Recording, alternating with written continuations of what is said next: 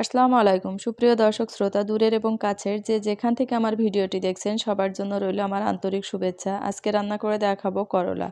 তো করলা রান্না করার জন্য আমি নিয়েছি এখানে 2টা করলা, 5টা পেঁয়াজ ও 1টি আলু। আর যে পরিমাণ করলা নেবেন সেই তার থেকে বেশি পেঁয়াজ নেবেন আর তার সমান সমান নেবেন আলু, তাহলে এটা একটুও তিতা হবে না। তো সবগুলো আমি কেটে নিয়েছি। দেখতেই পাচ্ছেন আমি কিভাবে কেটে নিয়েছি, আর এর ভিতরে কিন্তু একটুও বিচি রাখিনি, কাটার সময় সবগুলো বিচিই ফেলে দিয়েছি। তো এখন আমি করলা আর আলু এই 2টা একসাথে ধুয়ে নিব আর পেঁয়াজটা আলাদা করে রাখবো। তো আর এটা ধোয়ার পরে আমি এটা মশলা করার জন্য নিয়েছি 1 টেবিল চামচের মতো সরিষা, জিরা আর হচ্ছে 4টা রসুনের কোয়া। এগুলো আমি শিলপাটায় বেটে নিব। এখন আমি রান্নাটা শুরু করে দিচ্ছি। চুলাটা অন করে কড়াইতে দিয়ে দিয়েছি পরিমাণ মতো তেল, আর তাতেই দিয়ে দিচ্ছি পেঁয়াজ কুচি। আর পেঁয়াজের পরিমাণটা করলাতে সবসময় বেশি করে দিবেন, তাহলে টেস্টটা অনেক ভালো হয়। পেঁয়াজটা নাড়তে নাড়তে যখন দেখবেন একটু সফট হয়ে এসছে, তখন এর ভিতরে দিয়ে দেবো সেই বাটা মশলাটা। আর সবগুলো আমি সুন্দর করে নামিয়ে দিলাম যাতে বাটিতে একটুও লেগে না থাকে। এখন এই 2টা নাড়বো, একটু কষিয়ে নিব। নাড়াচাড়া করতে করতে যখন একটু ভাজা ভাজা হয়ে আসবে, তখন তার ভিতরে দিয়ে দিচ্ছি পরিমাণ স্বাদ মতো লবণ, সাথেই দিয়ে দিচ্ছি হলুদের গুঁড়া। এখন সবগুলোই আমি নাড়াচাড়া করব। করতে করতে যখন দেখব একটু নিচে লেগে লেগে আসছে, সেই সময় এর ভিতরে পানি দিয়ে দিব। অল্প একটু পানি দিব জাস্ট মশলাটা কষানোর জন্য। আর এর ভিতরে কিন্তু আমি কোনো ঝাল ব্যবহার করিনি, আপনারা চাইলে ঝাল ব্যবহার করতে পারেন।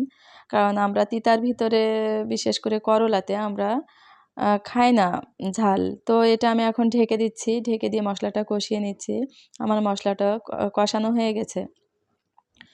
এখন আমি এর ভিতরে দিয়ে দিব যে আমার কেটে রাখা যে আলু আর করলা, সেটা সবগুলোই আমি সুন্দর করে নামিয়ে দিব। আমি হাত দিয়ে সবগুলো সুন্দর করে নামিয়ে দিচ্ছি।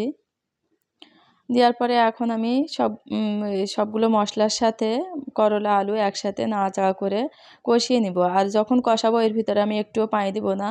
চুলার ফ্লেমটা লো এবং মিডিয়াম এই 2টার মাঝামাঝি রাখলে দেখবেন এটা অনেক মানে আস্তে আস্তে হবে, প্লাস এর থেকে পানি বের হবে। পানি বের হওয়ার পর সেই পানিতে এটা সিদ্ধ হয়ে যাবে। দেখতে পাচ্ছেন আমার এর ভিতরে পানি বের হয়ে এসছে। আর নাড়তে নাড়তে একসময় এই পানিটা শুকিয়ে যাবে। আবারও ঢেকে দিচ্ছি, আপনারাও মাঝে মাঝে ঢেকে দিবেন, দিয়ে নাড়াচাড়া করে এটা কষিয়ে নেবেন। তো আমার কষানো হয়ে গেছে। দেখেন যে পানিটুকু ওর ভিতর থেকে বের হয়ে আসছিল, সেটা কিন্তু আর নাই, একবারেই শুকিয়ে গেছে। আর এখন আমি এটা রান্না করার জন্য দিয়ে দিচ্ছি পানি। তো এখানে আমি 1.5 কাপের একটু বেশি পানি দিব। আপনারা আপনাদের করলা যেমন নিবেন ঠিক সেভাবেই দিবেন। আর এটা কিন্তু আমি নিরামিষ রান্না করছি, আপনারা চাইলে মাছ দিয়েও করতে পারেন। তো নিরামিষ রান্না করেও যে এতটা টেস্টি হয়, আপনারা না ট্রাই করলে বুঝতে পারবেন না। অবশ্যই বাসায় ট্রাই করবেন। কথা বলতে বলতে আমার রান্নাটা হয়ে গেছে, আমি কিন্তু এতে ঝোল রাখবো। আপনারা চাইলে একটু চচ্চড়ি মতোও করে নিতে পারেন। তো আমি এখানে ঝোল রাখছি। এটা কিন্তু একটুও তিতা হয়নি। তিতা তো হবেই না, আপনারা রান্না করে দেখবেন।